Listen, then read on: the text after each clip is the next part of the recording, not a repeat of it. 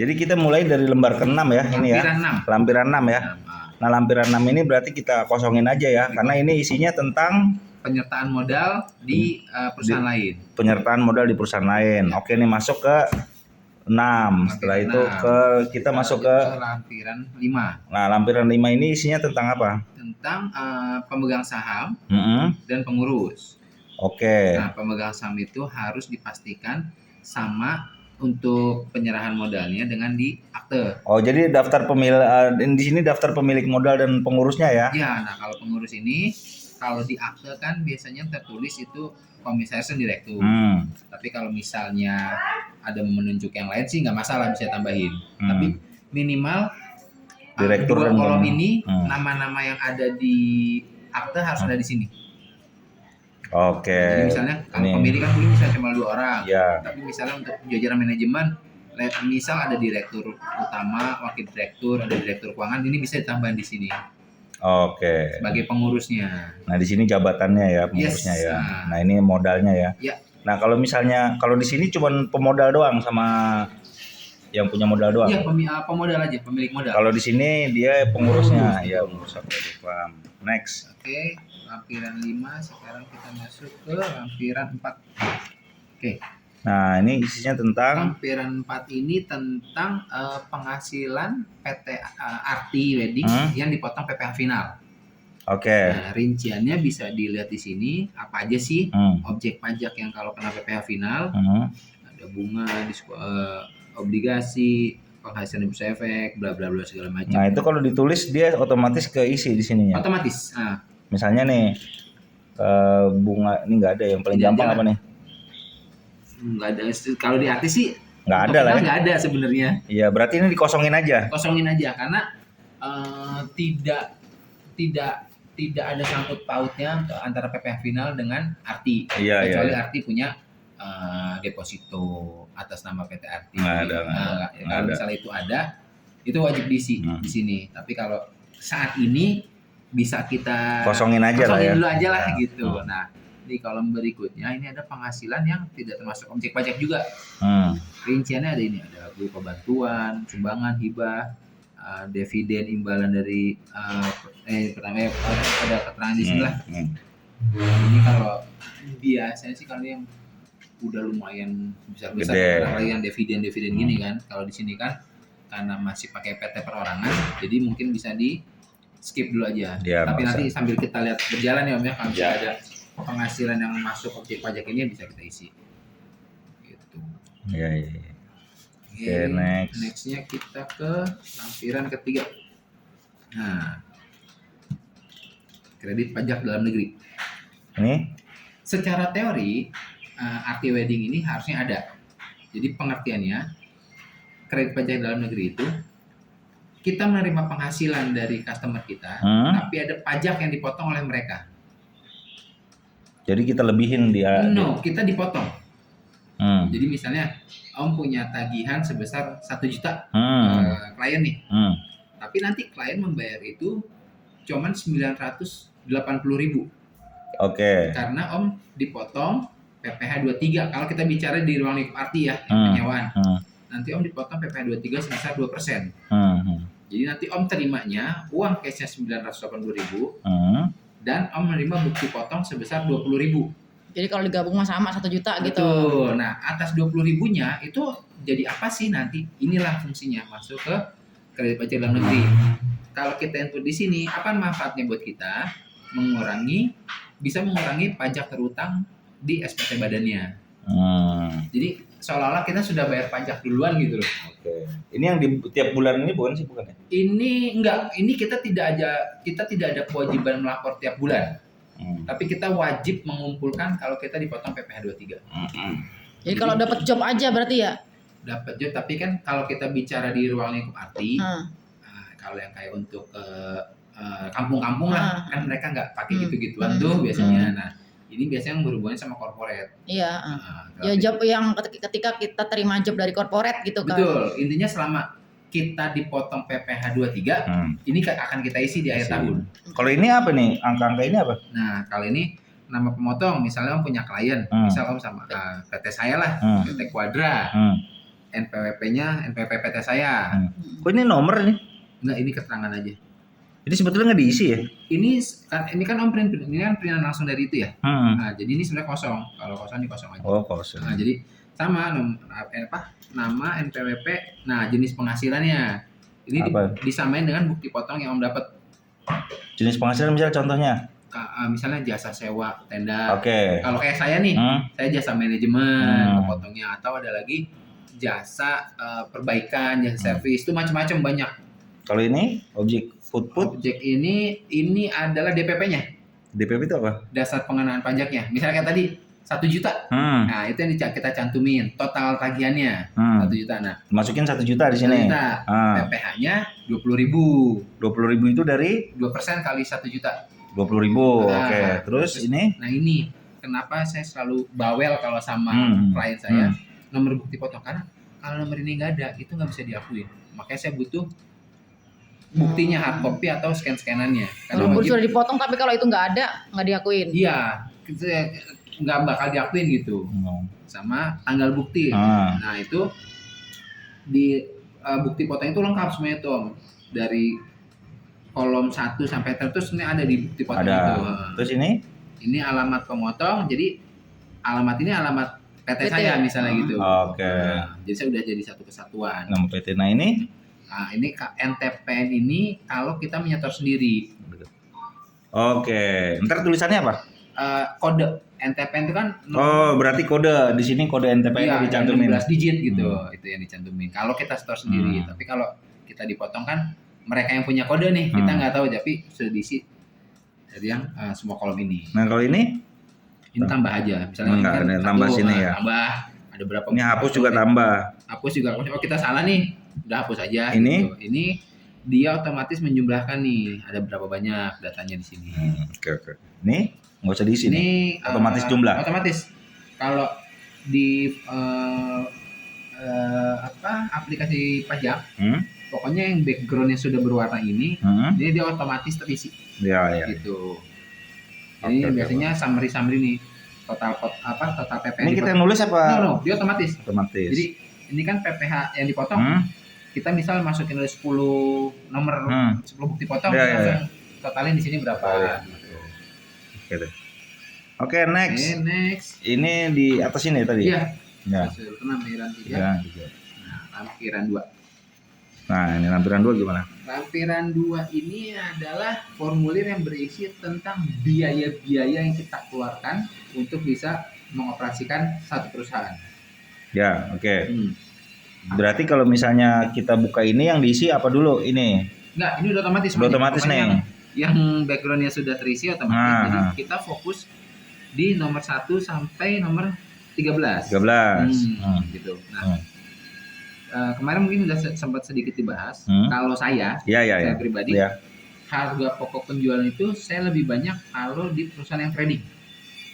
Enggak, ini buat arti aja deh. Misalnya arti aja langsung. HPP-nya ini kita skip aja. 0 berarti. Ya, kita kosongin aja. Ya. Kita masuk ke biaya usaha lainnya. Ya. Jadi di arti ada apa aja sih? Pembelian barang kan kemarin sempat kita bahas yang stok ini. Iya. Kan kemarin saya sempat ini kan harusnya HPP. Tapi kan sempat kita bilang, udah nggak usah jadi HPP, tapi masuk ke biaya souvenir aja. Iya. Nah, biaya souvenir jadi Om tetap menulis sesuai catatan akuntingnya, tapi nanti lihat di sini Om secara globalnya. Biaya souvenir itu masuk mana? Ada nggak sih di sini? Kan nggak ada nih. Dia nggak ada. Nah, kita masuk aja ke biaya lain. Oh iya, biaya lain. Nah, sini masuk nih. Jadi yang secara garis besar yang daftarin biaya secara pajak kan apa barang kita skip lah kalau di arti ya, gaji, biaya transportasi, penyusutan, biaya sewa, biaya bunga pinjaman kalau ada, biaya sehubungan dengan jasa. Nah, misalnya itu kalau kayak Om bayar ke saya lah, itu ada jasa kan. Terus biaya piutang tak teragih. Ini kalau misalnya yang ada. Ini ditulisnya di mana? Masuk ke sini semua, masuk ke kolom biaya usaha lainnya. Oke. Nah, biaya lain ini. Saya bayar listrik, masuk mana nih biaya listrik? Masuk ke biaya lainnya.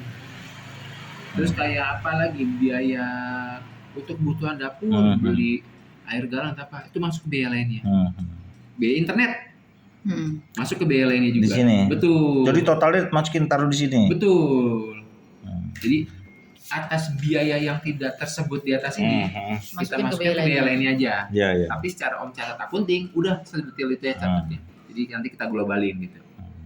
Di ntar secara otomatis dia akan kalau ini sudah kita isi semua, otomatis dia terisi ke sini dan dia akan menjumlahkan ke sini. Nah, di kolom yang ini biaya dari luar usaha. Contoh, Om misalnya mengeluarkan uang untuk mendapatkan penghasilan tapi bukan untuk penyewaan tenda. Misalnya Om ada kegiatan apa? Misalnya ngutangin orang deh paling gampang, terus dapat bunga. Itu kan bukan biaya. Itu masuk penghasilan. Kan piutang. Kalau biaya itu Om misalnya Om misalnya mau ada kerjaan furniture nih. Iya, Ada kerjaan furniture. Tapi Om menggunakan rekening arti untuk biaya-biayanya. Nah, ini masuknya ke sini, Om. Ini biaya itu berarti yang kita keluarkan. Betul. Untuk usaha yang bukan usaha utama Om. Jadi kalau Om mengeluarkan biaya untuk kepentingan arti, Om fokus di sini.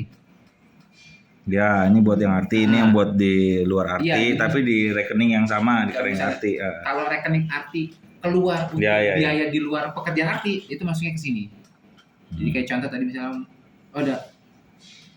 mungkin ada sampingan gitu kan, ini ada kerjaan bikin furniture nih, gue pernah bikin nih. Iya. Udah deh, kita coba deh. Nah, masuk ke sini, misalnya nanti bayar orang borongan, masukin ke sini biayanya. Terus misalnya apalagi sewa tempatnya nih, sewa gudang, transportasi lah yang umum. Ya sini. Gitu. Nah, nanti dari yang sudah terisi di sini, jadi ini total atas biaya usaha lainnya.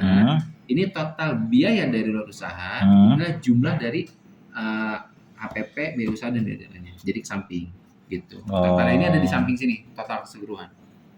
Kalau ini harga pokok penjualan, harga modal lah ya. Iya, kalau ini tapi sih, karena arti nggak ada kan. Karena kalau saya sih lebih condongnya ini untuk ke perusahaan dagang. Perusahaan dagang, bukan jasa. Karena baiknya jasa kan kita nggak punya harga dasar. Punya dasar. Tuh. Nah, berarti ini nggak usah diisi ya? Ini otomatis. Nah, Om juga jangan sampai ke distract persediaan itu apa ya? Selama Om bukan perusahaan dagang, ini skip aja. Karena jatuhnya kan kita jasa. Lah kok ini kosong semuanya? Nggak diisi sama dia? Iya. Harusnya ya mungkin karena nihil ya. Nah, kalau nanti diisi kan jadinya lebih bayar. Mungkin karena ini nihil, dikosong-kosongin aja sama dia. Iya, memang nggak ada kegiatan ya. Iya. Berarti CV sama PT sama itu? Sama perlakuannya. Oke. Nggak ada beda. Formulirnya sama, cara isinya sama, tarifnya sama. Nggak ada beda sama sekali. Oke deh, next. Next kita masuk ke ini. Nah, ini dia. Ini apa? Ini lampiran khusus. Lampiran khusus 1A. Isinya di sini ada daftar aset sebenarnya. Ya. Nah, jadi daftar aset ini penyusunan fix ini kita amortisasi ini kita skip aja. Ini jarang digunakan. Ini nggak di sini. Ini nggak usah. Ya. Untuk arti ini nggak usah. Kita fokus di sini aja. Jadi apa aja sih yang kita isi di sini? Jenis harta. Tenda apa, mobil, macam. Nah, ini kelompok harta yang kemarin saya bilang kelompok 1, 2, 3, 4 atau bangunan dan non bangunan. Kelompok harta tuh misalnya bangunan. Kalau bangunan dia ada kelompoknya sendiri. Itu nulisnya gimana? Nanti ini ada kolom kayak contohnya kayak gini. Nah, jadi misalnya ditambah nih. Nah, misalnya nomor 1 nih. Kan tambah dulu nih. Tambah. Ya. Masukkan kolom ini nih. Nanti di sini ada tanda panah ke bawah. Oke. Kayak centang gitu, kita klik di sana. Baru isi jenis hartanya apa?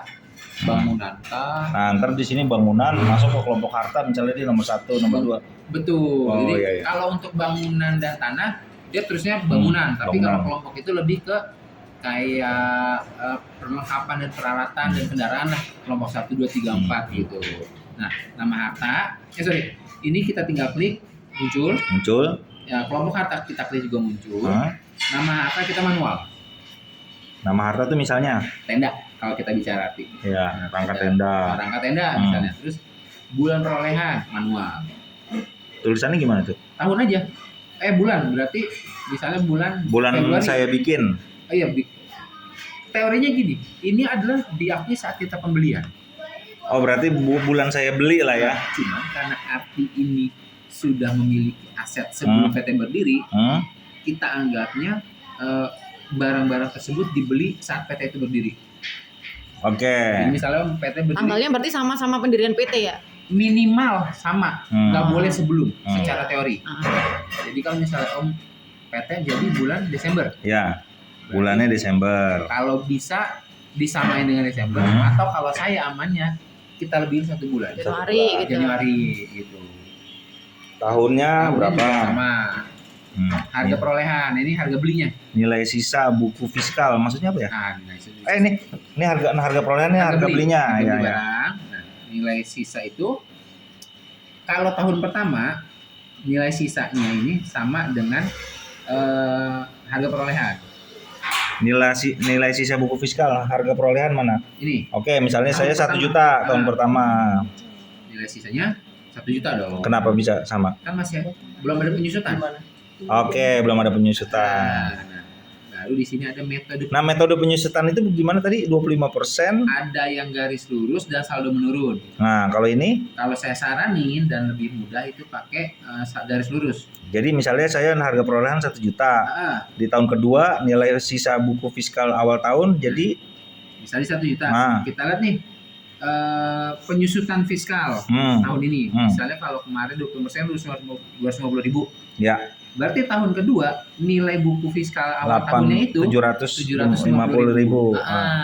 Berarti kalau di sini harga perolehan 1 juta, penyusutan fiskal diisi dulu nih. Betul. 250.000. Betul. Nah, di sini ditulisnya metode penyusutan garis di sini ada panah juga, tinggal diklik aja. Berarti di sini garis lurus ya? Iya.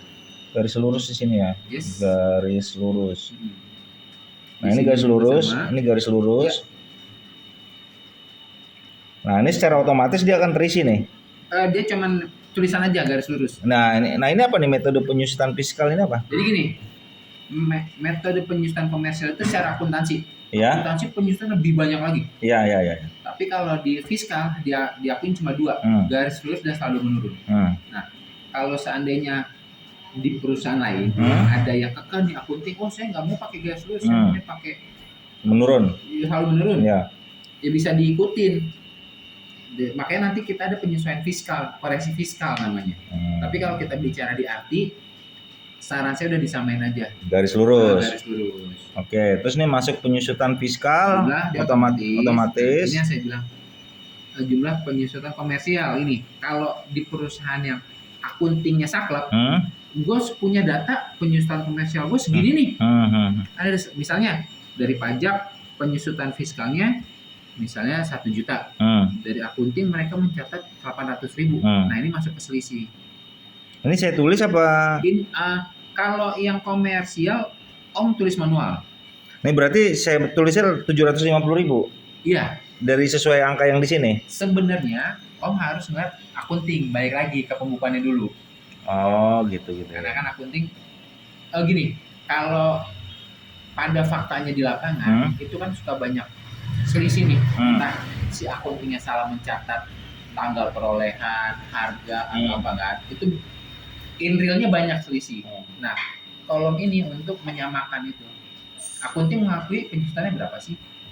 Orang pajak tuh ngakui penyusutannya itu berapa sih? Iya. Nah, ini untuk mewadahi selisih angka itu. Oke. Bisa yang komersial lebih tinggi, bisa komersial lebih rendah. Tergantung kondisi lapangan. Jumlah penyusutan komersial itu berarti ditulisnya di sini persentase apa? Angka aja. Sesuai lapangan. Dari semua harta yang di sini. No. Ini kita bicara formulir pajak. Kalau ini apa nih? Ini kita ambil dari laporan keuangan akuntansi. Oh. Jadi semua penyusutan tahun ini ditulisnya di sini. Betul, secara akuntansi. Dari harta secara akuntansi yang nih. Oke, paham. Ada tuh kan namanya pembelian aset, pembelian barang yang aset. Itu kan jadi harta. Nah, dia kan punya sistem hitungannya lagi nih. Iya. Itu makanya harus kita samain dari awal tuh. Akunting maunya apa? Garis lurus apa saldo menurun? Iya. Itu. Paham gitu. Oke. Paham. Ya jadi ini tuh ada kaitannya sebetulnya sama akuntansi ya. Kalau ini mah cuman formulir ya. Formulir pajaknya aja.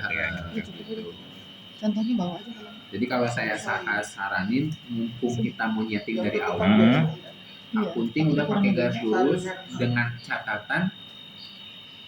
Kalau yang banyak salah itu Om, di sini Om, tahun perolehan sama harga. Ini kalau real di lapangan tuh saya ketemunya gitu. Misalnya, sorry itu saya ya, akunting mencatat pembelian plus PPN. Oh ternyata enggak ya. Nah, jadi akunting, maaf ya kita bukannya, iya gue tulis.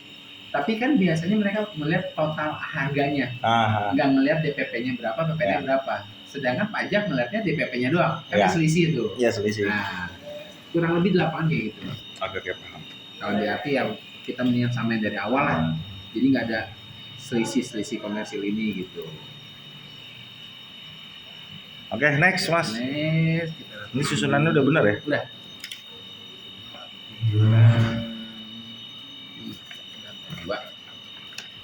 Oke. Ini induk. Jadi gimana? Ini yang dua ini yang mana dulu nih? Yang satu dulu. Ini sebenarnya ada kurang satu nih. Ini harusnya yang kalau induk ada 2 halaman. Ada satu lagi. Oke nggak apa-apa, kita ini dulu. Jadi setelah masuk dari yang lampiran lurus, kita masuk ke 1771 lampiran 1. Isinya apa aja? Peredaran usaha. Nah yang ditulis apa kalau arti? Kalau arti penjualan keseluruhan. Oh ini total berarti penjualan keseluruhan ya.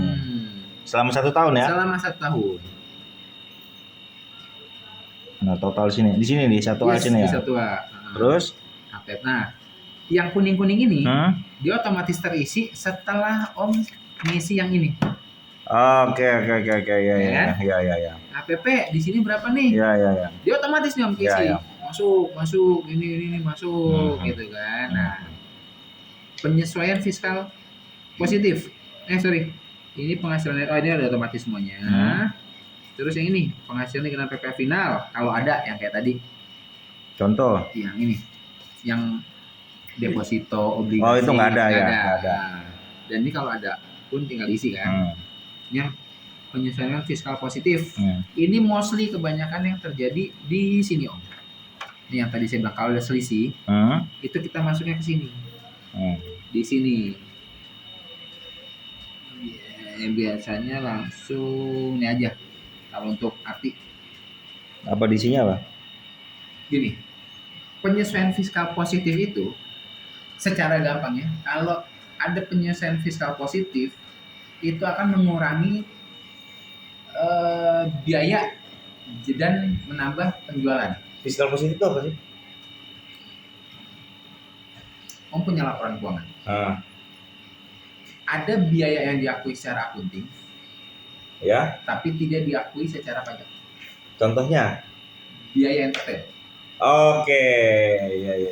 Biaya entertain secara akunting diakuin dong. Tapi pajak nggak mau terima itu. Nah itu masuknya ke koreksi fiskal positif. Berarti di sini ditulisnya? Nah jadi biayanya seolah-olah dibuang dari fiskal. Oke. Jadi ini berapa? Misalnya kita total setahun entertain 10 juta. Tulis 10 juta. Berarti kan biayanya berkurang, otomatis menambah penghasilan. Iya. Ini lampiran 1. Iya. Yang K. Ini yang lainnya. Yang L. Sebaliknya, koreksi fiskal negatif, penghasilan yang tidak diakui secara pajak. Penghasilan yang tidak. Contohnya? Penghasilan kayak tadi dari luar. Oke. Dari usaha lain, Mas. Dari usaha lain. Kenapa kalau Om mengakui nambah gede? Iya. Atau itulah. Jadi atau biasanya kalau di perusahaan lain ya, biasa selisih kurs. Kan kurs kan naik turun nih, itu biasa jadi bisa positif bisa negatif atau kalau yang fiskal positif itu biasanya ini bunga. Kalau bunga bank bisa diakui, tapi kalau saya minjem sama Om nih pribadi nggak ada di bawah lembaga apapun, itu nggak diakuin sebenarnya. Kayak SHU gitu berarti ya? Iya. Kalau ini kosong emang nggak diisi sama dia? Nah, kalau ini untuk arti sih enggak sih Om. Ini lebih ke yang udah lebih banyak perusahaan-perusahaan gede lah ya. Nah, kalau ini kan kosongin aja lah ya. Ya ini kosongin aja. Kalau saya pun saya fokus di sini aja nih. Karena kalau kita mau bedah nih, kepentingan pemegang saham itu kita mesti cek nih. Iya ribet lagi lah. Kalau ya. ada Kita sesuai kebutuhan aja lah ya, yang arti aja. Simpel ini, kita bayarin sewa apartemen, tapi buat pemilik saham. Iya, boleh lah. Ya gitu-gitulah. Ini sangat luas bahasanya kalau itu. Jadi kalau kita fokus yang dia fiskal positif lainnya kalau ada selisih. Iya. Tuh. Habis. Aduh, sekali lagi dikit lagi. Oke, nah. Ya tinggal yang ini nih. Ini dulu. Ini induk. Sebetulnya masih ada satu lagi ya? Nanti ada halaman keduanya. Induk ini dulu aja. Induk ini otomatis isi, ini otomatis keisi. Nah, ini adalah tarifnya. Jadi penghitungannya itu ada yang pasal. Tadi klik ini ya? Iya, kita pakai ini aja. Apa tuh? Tarif